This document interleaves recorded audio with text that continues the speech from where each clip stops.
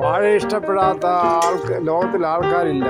വാഴപ്പഴം കഴിക്കാനും നല്ല ടേസ്റ്റുമാണ്, നല്ല വൈറ്റാമിൻ സി ആണ്, പല ഗുണങ്ങളുമുണ്ട്. ഇത് ചെവിട് വൃത്തിയാക്കുക എന്നുള്ളതാണ് ഇന്നത്തെ പരിപാടി.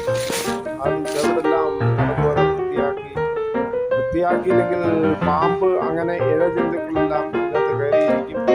എലികൾ വന്ന് അതിനകത്ത് കൂട്ടമായിട്ടിരിക്കും. എലിയെ പിടിക്കുവാൻ പാമ്പ് വരും.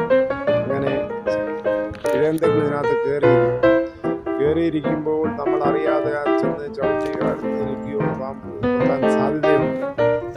അതുകൊണ്ട് വാഴയുടെ ചെവിട് ആവശ്യമില്ലാത്ത കന്നുകളെല്ലാം വെട്ടി